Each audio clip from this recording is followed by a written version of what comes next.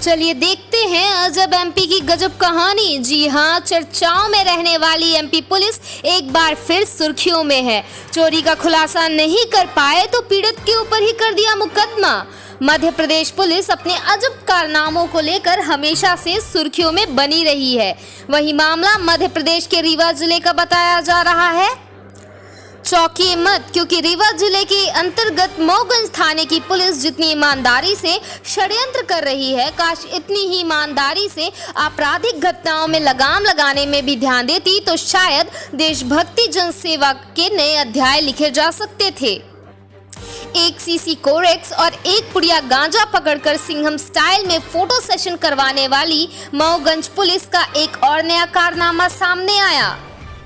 हम बात कर रहे हैं रीवा जिले के बहुचर्चित थाना मऊगंज के देशभक्ति जनसेवा वाली पुलिस की, जहां मऊगंज पुलिस पीड़ित के ऊपर ही सभी आपराधिक धाराएं लगाकर षड्यंत्र करने का कार्य पूरी लगन व ईमानदारी से करने में जुटी हुई है। आपको बता दें कि पीड़ित अपनी चोरी की शिकायत दर्ज करवाने मऊगंज थाने पहुंचा। वहां थाने में पदस्थ एसआई ने पीड़ित से परेशान होकर खुद अपने ऊपर मारपीट करने का आरोप पीड़ित पर लगाकर एफआईआर दर्ज कर दी और धाराएं ऐसी कि वकील साहब के भी कान खड़े हो गए।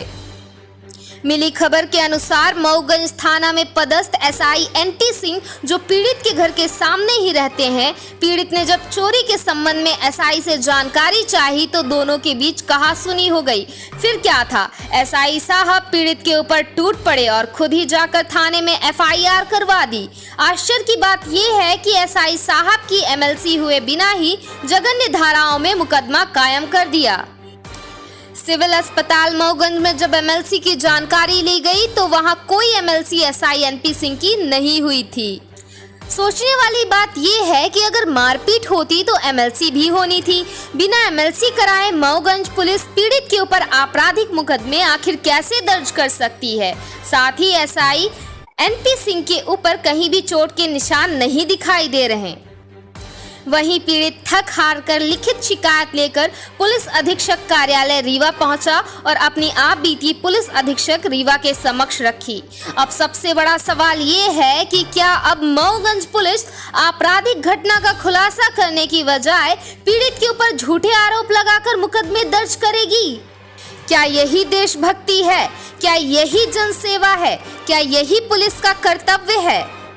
हालांकि मऊगंज पुलिस हमेशा से अपनी कार्य प्रणाली के चलते सुर्खियों में बनी रहती है और मऊगंज पुलिस की इस हरकत के बाद जनता का पुलिस पर से भरोसा उठ चुका है। पुलिस की ये हरकत जनता के बीच भय का माहौल पैदा करने वाली है।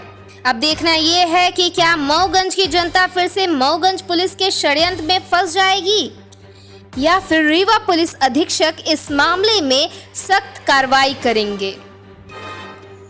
क्या नाम है आपका? क्या घटना हुई थी आपकी? दशहरे की छुट्टी में हम लोग गाँव पूजा थी गाँव। अब यहाँ फिर भतीजा हमारा आया था 8 तारीख को। यहाँ पे देखा तो लॉक ऑफ टूटे थे। उसके बाद पता चला कि मतलब घर में सामने वाले में ताला नहीं था, बस ये 2-3 रूम बस के टूटे थे ताला। तो पता चला कि मतलब चोरी हुई है। फिर बाद में अंदर देखे पूरा सामान भी गायब था। सर मतलब सब पूछने लगे, सर से बोलने लगे, रिपोर्ट भी लिखा है, रिपोर्ट भी लिखा दिए थे।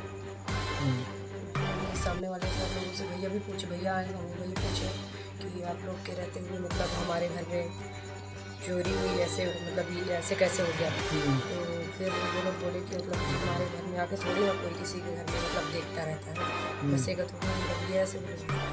मतलब बाद में क्या भैया हमारे भैया मंदिर भी थे, बाद में पता चला कि भैया मतलब गिरे बेहोश पड़े थे यहाँ पे गेट के पास। तो अब ये एलबी साहब थे और मेरे साथ ये पुलिस के कर्मचारी हैं दोनों? हाँ, ये पुलिस कर्मचारी हैं। यही सामने वाले मकान में रहते हैं? जी, मकान सामने वाले मकान में रहते हैं। मारपीट की घटना कहाँ हुई? मारपीट की घटना हुई थी यहाँ मतलब गेट के पास, गेट के अंदर हुई थी। कितने लोग थे? लोग मतलब सर एक ही पुलिस वाले था। उसके बाद पुलिस आई आपकी? फिर उसके बाद 2-3 पुलिस वाले आए थे। जी, मारपीट के बाद 2-3 पुलिस वाले आए थे। बहुत ज़्यादा भीड़ थी। कुछ दिनों पहले थाना वार्ड क्रमांक 7 में रहते हैं।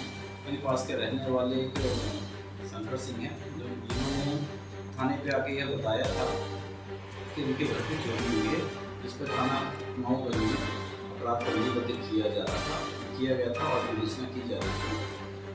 इसी FIR के कुछ समय बाद वो NP सिंह से मिले और उन्होंने अभद्र भाषा का उपयोग किया और उनके लड़के के द्वारा धक्का मुक्की की गई।